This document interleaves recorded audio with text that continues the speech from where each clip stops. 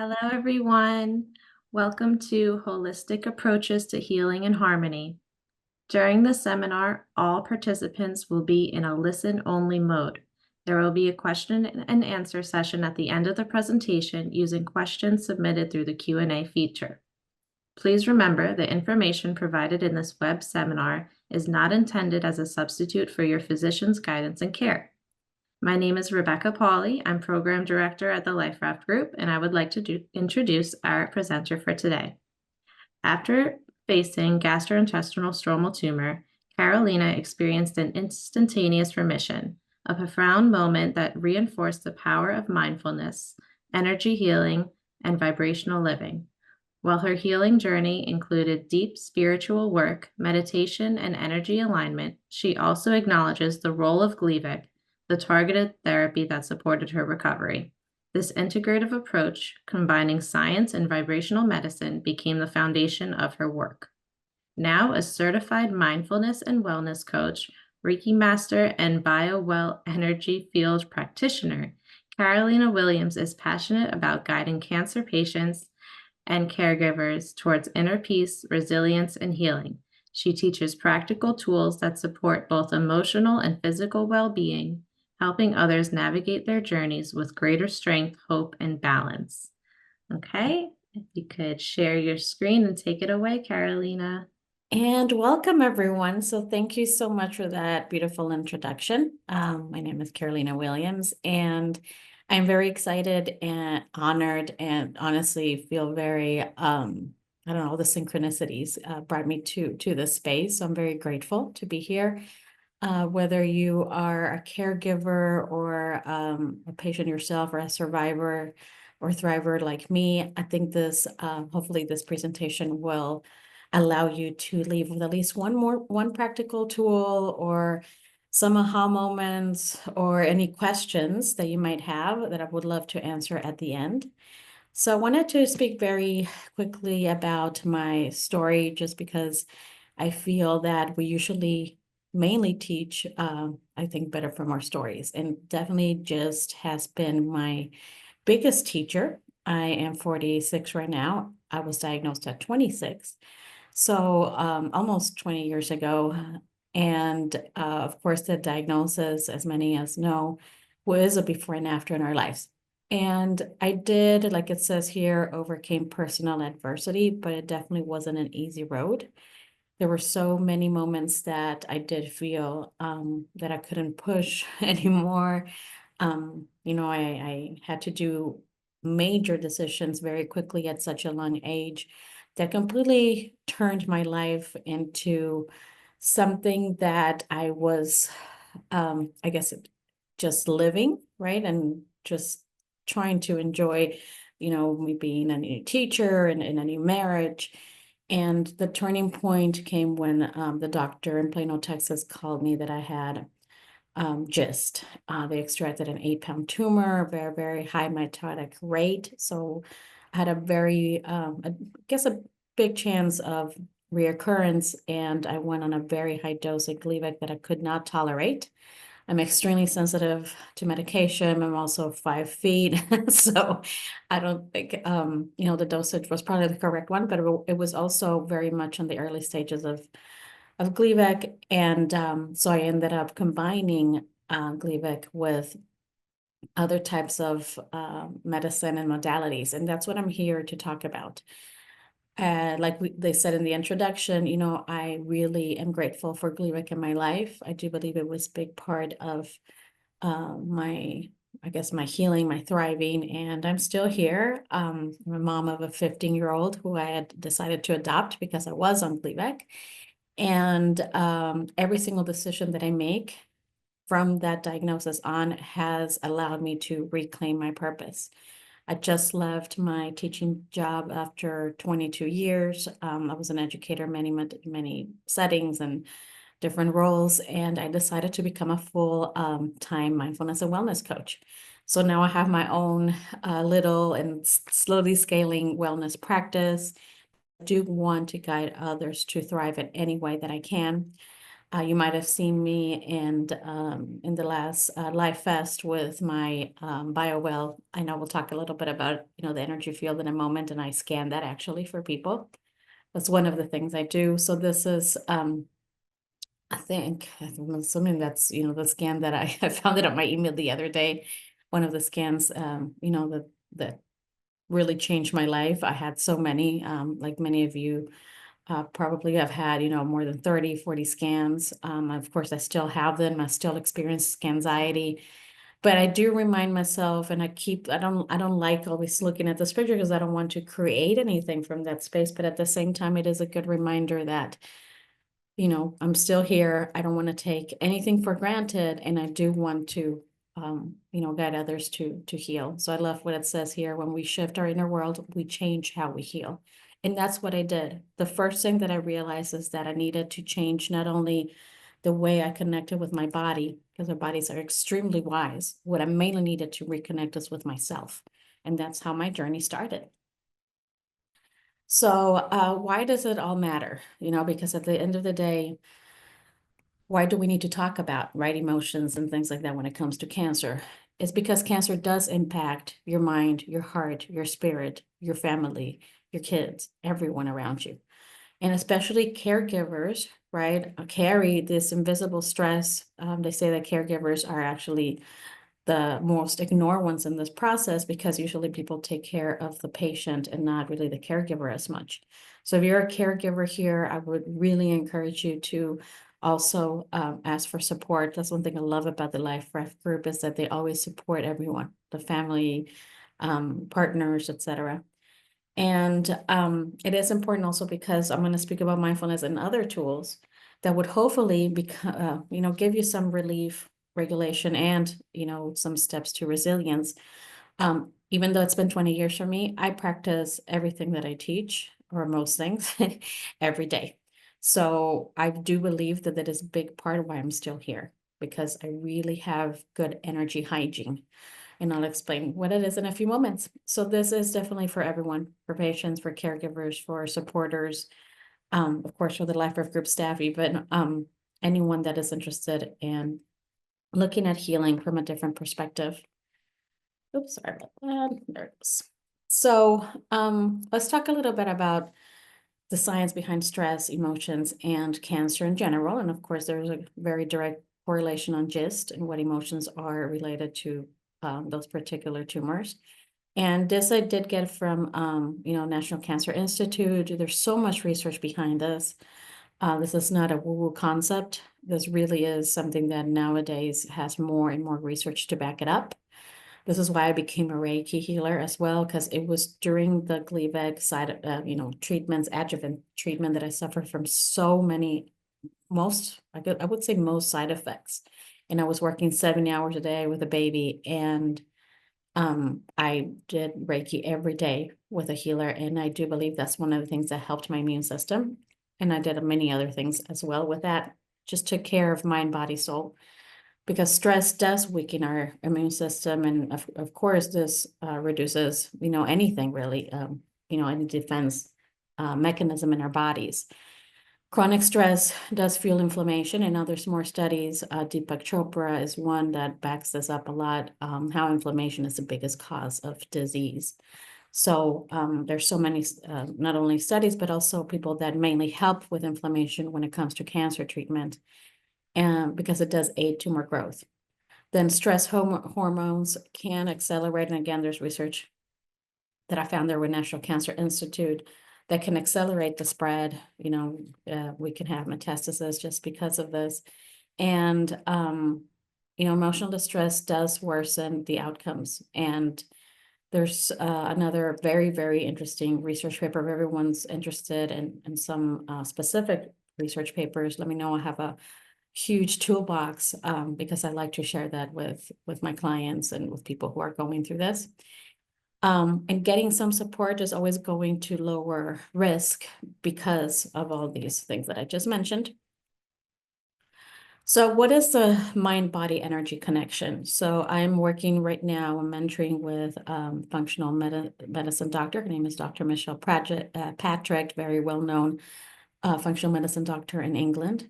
And she talks about the ecology. And what that means is that our mind, body, um, energy body, all of this is not separate at all. They all work together constantly.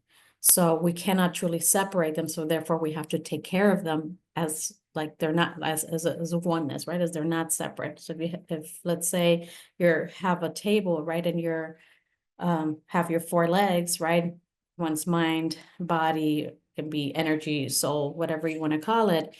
Then if we're just going to the gym and taking care of our nutrition, if we're missing the mind part, right, or the energy connection or heart connection part, then we're truly not taking care of the ecology, because emotions do create measurable shifts in our energy field. And like I mentioned in the last slide, chronic stress affects immune function. So we want to make sure that we're looking at that ecology from this perspective. And I'm going to go over some mindfulness and vibrational practices that can activate the parasympathetic nervous system, taking care of your vagus nerve, which is the longest nerve in our body that regulates a lot. So this is how we can heal from this perspective, also from looking at our nervous system. So what is mindfulness? I don't want to assume that anyone here knows what mindfulness is. It's a buzzword. It's used a lot now, even in corporate and many schools. I learned about mindfulness while I was in the hospital after my tumor extraction. I was having very, very bad reactions to morphine and to any pain medication. I'm very sensitive, like I said, to medication. So I was throwing up constantly. I was even hallucinating with the morphine. And one of the nurses came to me and told me that she was learning mindfulness-based stress reduction from John Kabat-Zinn. I guess we were getting training at the hospital. And this little bitty hospital in Plano, Texas, and she taught me how to breathe to manage my my pain and my anxiety, because I was so scared, of course. And it was insane that after 5 minutes, after doing a couple of breaths, my pain was coming down from a 10 to 5, and in a very short period of time. So I started looking into it and ended up becoming a mindful schools teacher and opening parent academies where we taught mindfulness. And now really my wellness center is one of the things that I mainly teach is mindfulness. So it is being fully present with non-judgmental awareness. What that means is that when you're brushing your teeth, you're actually brushing your teeth. You're feeling with the five senses what's going on with you. Mindfulness can be taught formally and informally. I teach it both ways. But if you're just taking a shower, taking a shower, or cooking, just being very aware what's going on, not judging anything, your thoughts, your emotions, then you're truly being mindful and present. And it does reduce stress. Oh my God, there's so many benefits. It boosts focus. Now there's research how mindfulness, helps people, to relieve chronic anxiety and hundreds of things that it can do for you. And it is, in my case, it was my key to inner calm and clarity. Like I said, after that nurse taught me the breathing, my whole world changed, because I realized the power of my mind, which I think is the main thing that we get from this. And I love this. You might have seen this visual before. It's a very typical mindfulness visual. So I would remind you to ask yourself, is your mind full of all the worries, the bills, all the things that we acquire as patients, caregivers, and supporters? As we usually are constantly worried. There's this lingering worry that I still sometimes, have when I'm about to have a scan. I think I'm gonna sleep a week before and a week after, and that's normal human behavior. But we can help our minds to be mindful, like in the other graph there, of just being present for what it is, and accepting actually that we're going through this hard time. Now, mindfulness is for everyone, right? Of course, right now I'm targeting more to cancer patients and caregivers, and I do work with cancer patients and teaching them mindfulness. The way we teach it for it's trauma-informed mindfulness is a little different for the general public. But I always make sure that it supports emotional balance, that it calms anxiety, especially before, during, and after treatment, like anxiety, like I mentioned right now. It does reduce pain, like in my experience in the hospital, because when you're relaxed, then there's less physical tension through the breath. It does boost immune function, right? Because what it does, it activates the body healing ability, right, to heal. It helps manage emotional overwhelm. I think most people get this more than anything else, and mental fatigue, which is huge with our chemo brains. After 20 years, I still blame my chemo brain for my lack of focus, but I'm still detoxing from everything that I put in my body. And I say that because I stopped taking Gleevec, which was the hardest decision I ever did because they didn't know how long I was supposed to take it.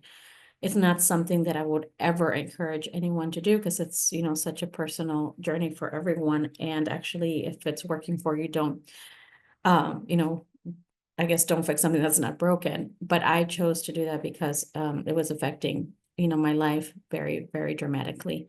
So this is why I have good energy hygiene, because it's my way to help me stay at ease with this. And it strengthens your connection, right, with other people.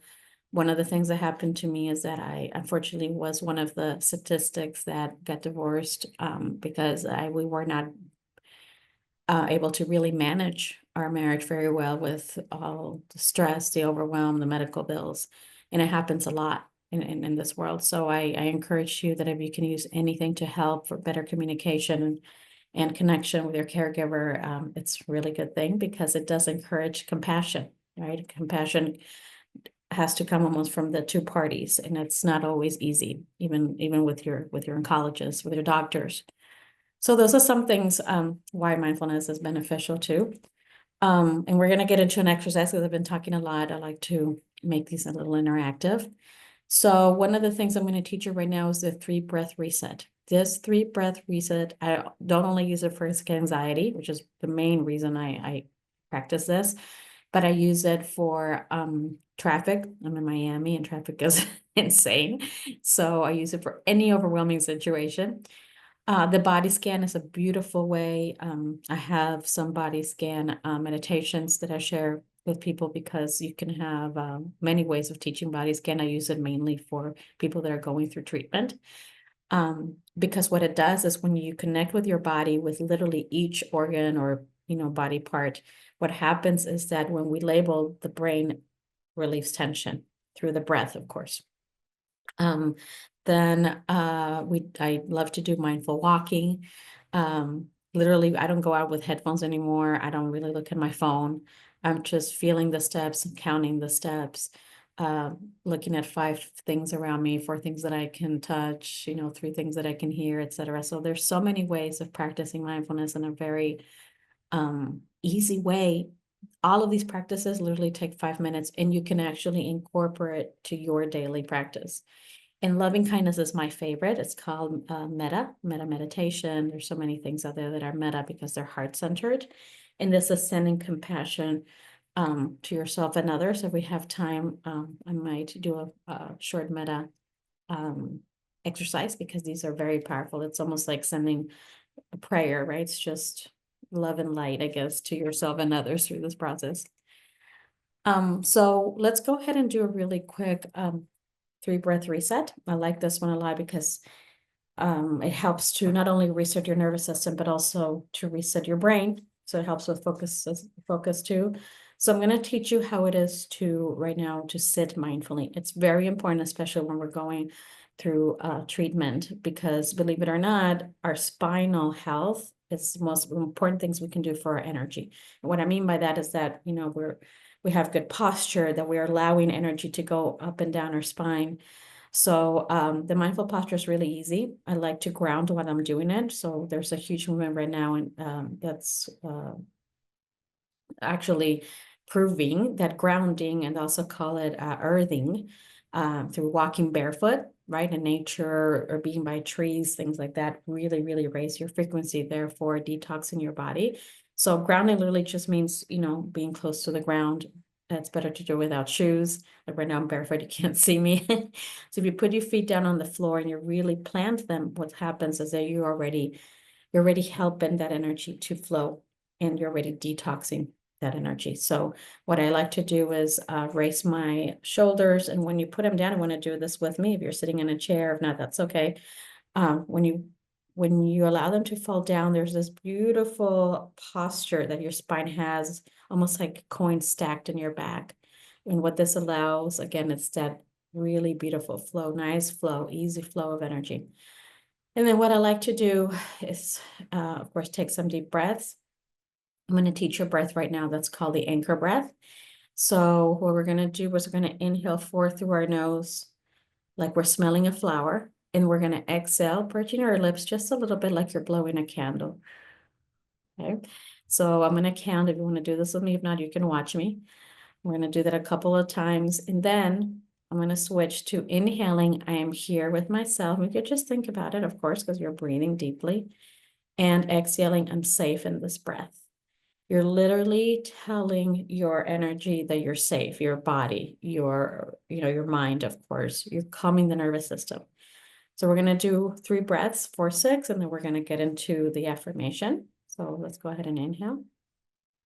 2, 3, 4, and let go. 2, 3, 4, 5, 6, smelling the flower. 4, blowing the candle. 2, 3, 4, 5, 6. One more time. And your own count all the way out. Keep on going by the rhythm. We're going to do 3 deep breaths with the affirmation. So we're going to inhale. Just think or repeat, I am here with myself. I am safe in this breath. Again, inhale. I am here with myself. Exhale. I am safe with this breath. One more time. I am here with myself. I am safe with my breath. Let me exhale and just come back to the breath, the normal breath. See how the air is coming out of your nose, if it's warm, hot, or cold.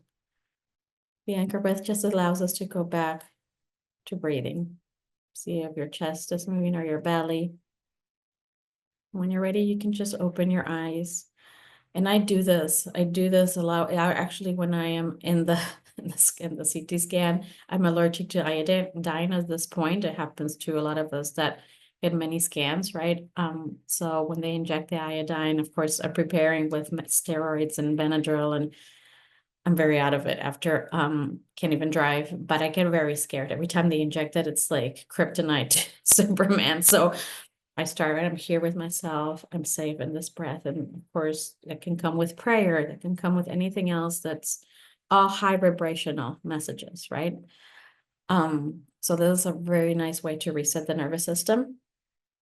And I've been talking about energy a lot. I am an energy healer, and that role, I guess, I don't know, even the word healer, I don't resonate with it that much, because truly what I'm doing is teaching and helping people to manage their energy.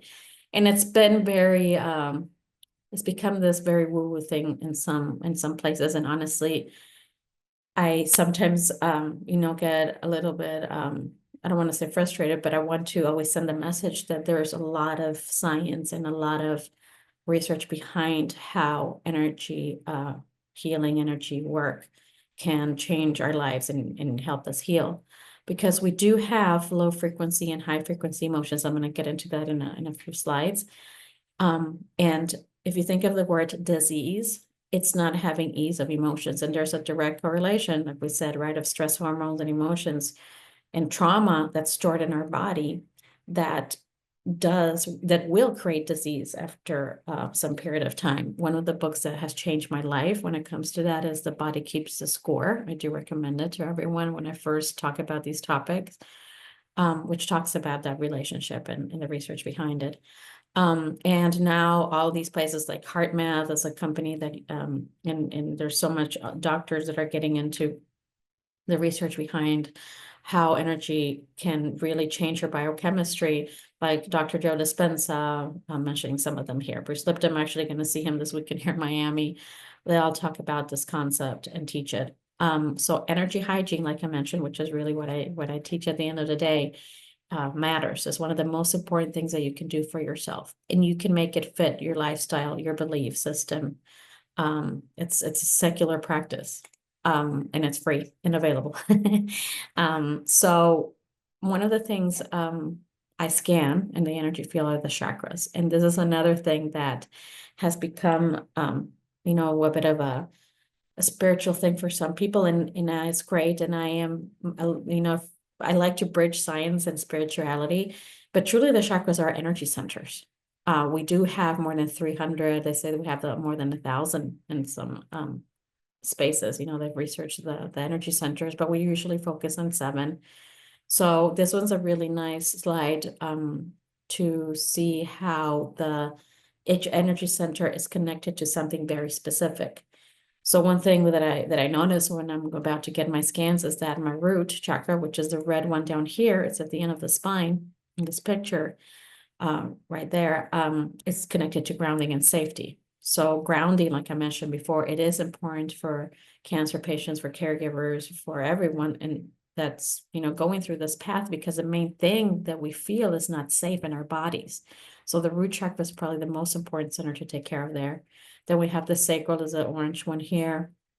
It's under the navel. It's, where our genitals are and our sacrum, and that's connected to joy and creativity. Then the yellow one is our solar plexus, that has to do with power and confidence. The heart, of course, being our emotional brain, is where we store love and compassion. The throat, so of course, right here is expression and truth. The third eye is right here in the middle of the forehead, intuition and clarity. And the crown is our spiritual connection, or connection to higher self. Okay. So I just wanted to quickly show this, because not everyone knows about the chakras, or sometimes we shut down because we think is a religion or something that that we don't want to buy into. And I can scan them. I literally can show you how you're doing with each of these, which is really cool. So how does energy work help you? So everything is made of energy. Of course, we are. And I'm going to show you how the energy field looks, right? It's an energy bubble that is around us about 5 feet. We're made of energy. So it's nothing, it's a very scientific concept, because again, it's measurable. And some tools that can balance you, like this is, for example, one of my scans after doing some energy work with someone. Things that you can do literally at home that are very easy is breath work, like the 3 breath reset that we did. Sound healing is very popular nowadays, and you don't have to go to a sound healer with bowls. I mean, you can literally listen to music that is high frequency, and that's considered sound healing. Visualization is very powerful. That's, sometimes like people like to do guided meditation for visualization. Grounding, like I mentioned a couple times, movement, shaking. There's so much now with things like yoga and tai chi and all this movement, where we can really help our energy to get balanced. And Reiki is one of the techniques. Yeah, like I said, I'm a Reiki master, but there's something called access bars. There's craniosacral work. Anything that's hands-on can help your body to heal, just by managing your energy and having the good energy hygiene. So a lot of people ask me, what is the energy field? Yeah, like I said, it's that 5-foot bubble around us, and it is made of emotions, thoughts, your belief system, your physical health, and your soul frequency. Okay. Soul frequency is more connected. Some people ask me, is this the aura? And the aura is more connected to that, more spiritual, right, from the crown. But if you would like to focus more on the scientific part of this, definitely, the thoughts and emotions is where really, really, really is going to affect you constantly.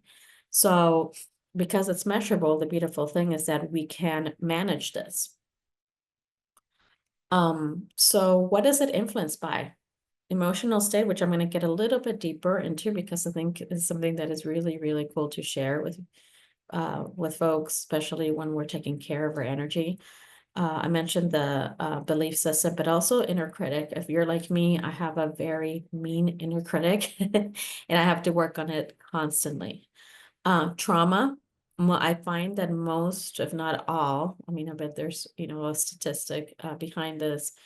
Cancer patients have had some unresolved or inherited trauma that has been stored in the body for a very long time, has created, right, our tumors. People and environments. If you are empathic, if you're highly sensitive, like I am, I really absorb people's energy. We all do, but some of us have more sensitivity to that than others, and your environment as well. food, hydration, rest, everything that you put in your body, everything that's outside is going to affect it. And EMF exposure is a big thing right now. You know, it's something that there's so much research behind it. And it's not just the microwave, you know, our cell phones. There's so much, you know, radiation around us that we don't even see in our own homes, right? The Wi-Fi connections that can help us with this energy cleansing. So awareness is always the first step to healing. I didn't know how bad EMF exposure was in my place until I buy something. I have a device that measures it. So then I changed some things around here. So there are little things you can do and big things too to help this. So we're gonna like do a really quick practice because I want you to feel your energy field. So one of the things I love to do, I teach this to the kids a lot, but adults like it too, and you might have done this before. Let's go ahead and like put our hands together and start rubbing them. I'm gonna put a little bit of strength if you have it in your hands, and just keep on going for a little longer. Of course, you're gonna start feeling heat almost immediately. And just for a little longer, feel more friction and heat. And then when you're ready, we're gonna slowly pull them apart. You can even close your eyes, and you're gonna feel hopefully a little bit of tingling. Some people really feel almost like a ball of energy in there. And then just pull them apart even further out. Sometimes people, the magnetic pull is very strong. Like, of course, I work a lot with my hands and when I give energy healings, but the magnetic pull, you know, can go and just keep on pulling and pulling and see. Sometimes it feels like a ball of energy. Sometimes it's just the tingling. It all depends on how sensitive you are as well. And the reason why I like doing that exercise is because, again, we're made of energy and we forget, right?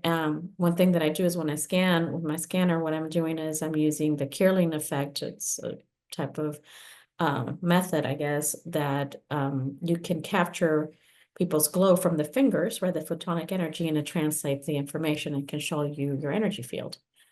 So the reason I have a machine is because I mainly use it to show people the energy field, because it's pretty much showing the invisible and making it visible for people. So the reason why I love doing that is because then the concept of what drains our energy and what energizes us is very real. And I would invite you to do that. Like, I live my life now asking myself almost constantly, is this draining me or depleting me? Can be another way, right? Is this depleting me or energizing me? Is this person depleting me? Is this person energizing me? Is this job? Is my environment? Is everything, right? And that's a really good way of gauging where we are with this, and also what situations we put ourselves in where we're constantly feeling drained. And when I was, you know, taking Gleevec, I was more depleted because of my physical body. So I really was conscious of helping my energy, because I didn't have much control of that, to help me not feel as depleted. So, you know, everyone has levels for that and a spectrum for that, but try to choose, of course, what energizes you as much as you can. And this is a concept that is not, I didn't make this up, but I do teach it, which is called vibrational living. It's the same as energy hygiene, really, because everything is energy. And not only you, but again, we talked about what's outside of us. And what vibrational living does is teaches you to live in alignment with the frequency, with the vibration that is constantly supporting, right, your life, your well-being. Because like it says here, we're constantly tuning ourselves. So if you're intentional about it, now you have control not only of your mind and your physical body when it comes to, you know, being cancer patients, but now you also have control of the energy. So it's super, super important to be aware of this. Some of the tools that I use to support this, again, we just did a little bit of breath work. We talked about sound because, of course, you know, frequency is very, very real in music. Now you can go to YouTube or Spotify and look for certain frequencies that can support you. Some people like to chant. Mantras are very powerful. Reiki that I spoke about. Reiki is it's really a way of life, but they use it as a method, right? Energy healers, and it's from Japan. It's very powerful. Actually, now There's so much amazing research behind Reiki. They are hiring a lot of Reiki practitioners, even here, and University of Miami, to help cancer patients with their chemo side effects. So that's how much, I guess backed by research it is, so much science behind it. Nature and water exposure. I drink hydrogen water every day because it helps with inflammation. And then clearing your environment. Like I said, when I measured my environment here, I was almost appalled. So now I cleared and I'm very intentional about it. And you can just start small. I always tell people start simple. Which one of these or any of these can support you every day? That you don't feel like you have to spend, too much money or too much time. Being in nature is free and available. That can be the first one you choose. This is the chart I mentioned a couple of slides ago about emotions. Why are emotions very important? Because of what I just mentioned. Everything has energy, everything has frequency. And there are higher frequency emotions and, of course, lower frequency emotions. And if you look at this, the highest one here is more than 700 hertz. It's enlightenment. And actually, there's one now in a more updated chart, which I don't know why I can't find it anywhere, but it's authenticity. So when you're being your true authentic self, when you're feeling your true self, that's truly the highest emotion you can feel. And then, of course, the lowest one is shame. And they say shame and guilt are the only two emotions that truly don't serve you for absolutely anything. They just deplete you. Because even anger and fear, like when I received the call for my diagnosis, I remember that, of course, I got scared, but it was almost like this motor. I don't know if it's because I'm so stubborn that catapulted me and to choose to thrive, right? It was almost immediate for me. It was like, nope, I'm not going to die from gist. And it was the anger and the fear, right? So guilt and shame, if you're feeling any guilt and shame in your life, of course we all do, because we all can have regrets and things like that. But if that's your emotion that usually depletes you, I really invite you to get help to get rid of that from the emotional and the energy body, because it will really make you sick. So one of the things I practice with my friends and clients that come to me for emotional intelligence is how to transmute these emotions, because they are your vibration, right? So what I like to do here is identify there's a small exercise, right, that you can kind of do with me mentally right now. Step one is identify what you're feeling. So let's say right now you're feeling guilty about something, right? So that means you are in a depleting state, contracted state, or you are feeling right now as listening to this more peace or love, whatever it is. That means, yeah, you're more in an expanded high frequency state. The main thing is number two, and this is where mindfulness comes in. Do not judge, just notice it. And there's a method that I use. Wish I had more time and I could teach it to everyone. It's called RAIN, right? It's, if you Google RAIN method, it's a mindfulness exercise that helps you to really, really let go of the emotion without judgment. Because it's only going through it that you can really let it out, by the way, not bypassing it or avoidant. If you're an avoidant of emotions, that's really hard in the body.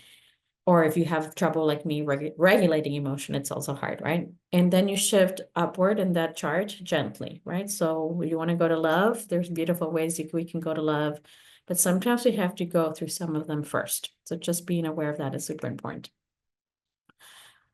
In my journey, I was able to study under Deepak Chopra. I did his coaching, the wellness coaching program with him and his team, which was an amazing experience. And I was also able to not only meet the Dalai Lama, but live in his monastery for a summer, where I volunteered at one of his schools and learned mindfulness from the teachers. I guess I deepened my practice there, and it changed my life. So that's what happens when we start aligning with our purpose, is that they say, right, when the student is ready, the teacher appears. Well, I guess I was ready in these situations, and I'm still, learning every day. I'm definitely a student of life. The last thing and topic I want to mention, because I find it to be very helpful, is heart-mind coherence.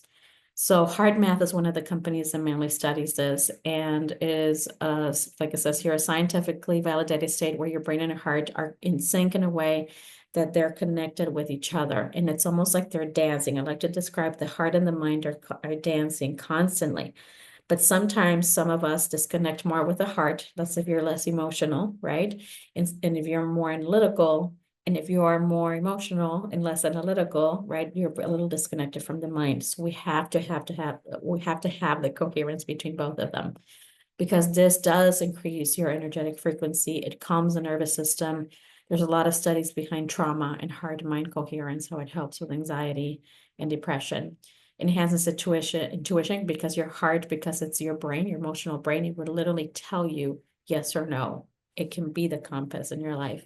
And it boosts resilience. And I do teach hard math. I'm a hard math certified teacher, because it is very important to know this. So kind of to end the practice, before we have some time for questions and the conclusion, let's practice this one more time, because I want you to practice something very practical and leave with one tool after the presentation.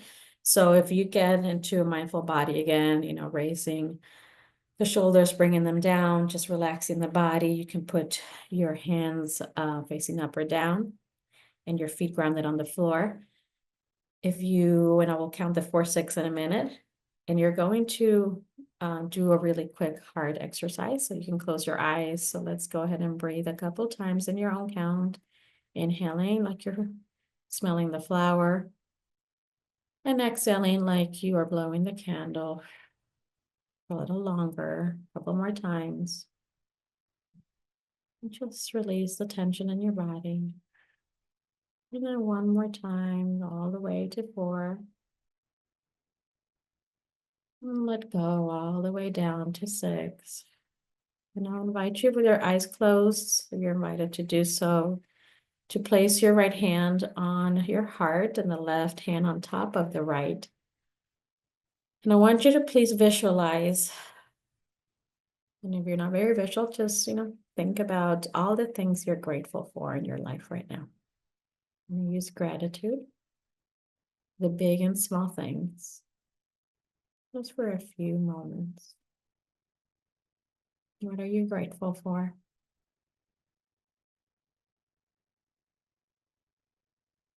And now trying to bring the heightened emotion to the heart, because that's important. See if you can bring in slowly all the things in your life that bring you joy and even love. Maybe your puppy, there's a partner, your kids, yourself. And then the meta part of this, try to see if you can feel in the feeling of love somehow with an image. We're going to go ahead and repeat this out loud if you feel comfortable. If not, just say it in your mind. May I be healthy. May I be happy. May I be peaceful. Now I want you to please bring in one person to mind, the thing that you think needs this loving kindness. And let's repeat. May you be healthy. May you be happy. May you be peaceful. And bring your hands down and just take a couple more deep breaths, or just anchor with your breath right now, the natural breath. And you can open your eyes just slowly. And see if you can soften your heart, just like it says here, 5%. Literally, that probably took a minute. And I already feel more connected to my heart. You feel that connection. Sometimes it comes with another emotion. Like it says here, mindfulness isn't difficult. You just need to remember to do it. And it really is not even a doing, it's a state of being. One of the things for caregivers, and so the last thing I'll say quickly about this is, and also of course for patients, but kind of geared more to caregivers for this slide, is make sure you're prioritizing your rest, make sure you're hydrating, emotional check-ins, with everyone, but it's mainly with yourself. Clear the clutter in your life, use the breath and presence right before offering support. And make sure that you are giving yourself space and time of moments of peace and stillness. Because like it says here, healing happens in connection, not perfection. I love that quote. I think about that all the time when I'm trying to do too much. These are some of the practical tools. The ones that I haven't mentioned are salt baths. With Epsom salt baths are really good for detoxing the body and the mind. Um, energy sweep meditations, they have a lot of those out there, the body scans. And just be creative. I love being creative. Dance, paint, that's what really connects us with life and joy, connecting back to joy. So now, if you have any, closing comments or, of course, questions, I'll open the floor for that. Thank you so much, Carolina. That was an amazing presentation. Let's give everybody a few minutes to write into the Q&A. If they have any questions. And while we wait, maybe you could talk about if someone wants to look more into the subject Of and, course. maybe doesn't have the finances to get a certification or anything like that, where can they go first? That's a really good question. And to be honest with you, I still don't know where I got the finances to do everything that I did. You know what I learned to do is to ask for help. And I was really bad at that. So, for example, my last school, paid for my trip to India, where I deepened my meditation practice there. There's a lot of resources for cancer patients. I can definitely share some with you. At the end, I actually have my document with a lot of resources. But truly, I really feel that starting simple is the most important thing. Like I really started my healing. You're gonna laugh, just drinking more water because I realized how much I wasn't take care of my own body. Um, there are a lot of functional medicine doctors and Reiki practitioners like I do, like for cancer patients that offer big discounts. Sometimes there are, healing circles that some of them are, more cancer based or more science based than others. So be very careful though, especially, and I do want to say that disclaimer of who you're going to when it comes to energy work, right? Because there's everything out there. So I like to go with people who are certified. But yes, I think the learning process starts with just listening to our bodies better. Listening like this little breathing exercise, connecting to our hearts. Heart math is an amazing place to start with videos too. If you're trying to release emotions, because for me, even though I was very emotional through the process and I still am, I still needed to release so much trauma from my body that I had to learn to be more emotionally intelligent. So I would love to share all the resources that I have with everyone. I mean, of course, I have so much. I have a huge toolbox. So why not? Yeah, I'm here to share the love for sure. yeah. Okay, and if you share that, maybe we could put a link to it with the Yeah. YouTube video when it's out. Okay. We did get some questions. How do we get in touch with you? I'm gonna just okay. Well, I can put it here, but if I guess Instagram is the easiest way. My tag for Instagram is Carolina Williams Healing, one word. So that's you can definitely DM me, slide into my DMs like the kids say. And just tell me, we met at the conference or at the webinar. And yeah, I really would love to share anything that I can even type it here. Are you typing it? Or the I am not, but if okay, you want let me do it to in really the quick. chat, that would be Yeah, great. yeah, of I course. don't get it wrong. Yeah, there it goes. And then what are some EMF things, right? I'm looking at that one. We should Yes, to pull look this for end up. result. Yeah, so it's interesting because I just went to a conference in Orlando where we had an EMF expert, and it was amazing. Like I said, I bought the device to measure EMF, and I was depressed. I was like, oh my God, because we don't realize it. And I do live in a condo, so it's even worse in smaller spaces. You don't have to get something that measures it. You can actually just be very solution based, and I can share a link of some of the things that I have purchased that truly, like for example, I purchased, it's one of my walls here, something that blocks EMF, that you choose the room where you have all your Wi-Fi connections and more electronics, and you put it on the wall. And when I measured again, it literally like lowered it to 70%. I mean, it was now 30%, right? So I feel that, all these things that we can buy for our home are very helpful, but the easy things is disconnecting the Wi-Fi at night. My teenager hates me for that now, but that's okay. Um, they have EMF, things for our cell phones. Some of them are not as good as others. If you want good ones, I have a good list.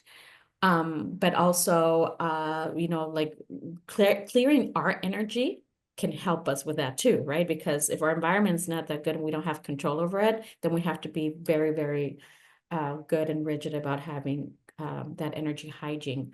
What else did it tell us about the cell phones with the blue lights, making sure that we're not sleeping in front of, the Wi-Fi modem and all because that was one of my issues. So just try to stay away from it. But unless you're living in the middle of nowhere nowadays, you're going to be exposed. So I don't live in fear with that, but I am aware of it, and it's just made me more cautious of when I'm surrounded myself. If you're in a work environment that has really bad environment when it comes to EMFs, you just really have to be good at having good energy hygiene. That's a really good question. I know this topic is one that I had a hard time at the beginning. I think accepting, I think that's the best way of putting it. So this is all a process. Thank you so much. Yeah, no, I think that everything that has to do with our emotional intelligence, with our energy, of course, is probably the most important thing that we can do for ourselves. And it has nothing to do only with gist, right? I think it's something that we all should practice to prevent too. I wish I would have been better about preventing all of the things that I had to go through later in life. Which is we don't get taught in school most of these things on this side of the world. Believe it or not, on the other, they do. That's why people live longer. If we look into blue zones and in places where people are healthier and live longer, is one of the main variables is that they walk barefoot every day. They hug trees. I mean, it is going back to basics. And I think during COVID, a lot of us were pushed to do that more. But it's almost like we kind of went back, some of us, to bad habits again. So just remember how it was to be more present, to reconnect with yourself. Like I told you, that wisdom of your body, the wisdom of your body is the most important thing that we have. Ever since I've had just now, I really listen to my body and tend to its needs, which is another thing we don't do all the time. So just learn to be still, learn to be present. I think just mainly has taught me that life's definitely too short and it's only one. So why not be present? And by the way, being present in the good and the hard times. Um, One of the words that I leave everyone with is equanimity, is the one that I live by, and equanimity is learning how to learn in a storm. And I always have, when I say that word, there's a really beautiful visual of this monk doing the tree pose on a surfboard on a huge wave. And I thought it was AI, but it wasn't. Uh, and it made me think about, oh my God, this is exactly what GIST was for me. It was learning how to surf in a storm. So let's surf together. That's the way I see this. It's like we don't have to do this alone. That's why LRG, I mean, I'll do anything for you guys because you guys are my angels. Like, I don't want to get emotional, but I'm here because of LRG. So thank you. Thank you so much, Carolina. We're so thankful for you. We're so thankful for this presentation. I hope everyone has an amazing day. Thank Thank you. you so much. Thank you. Have a good one.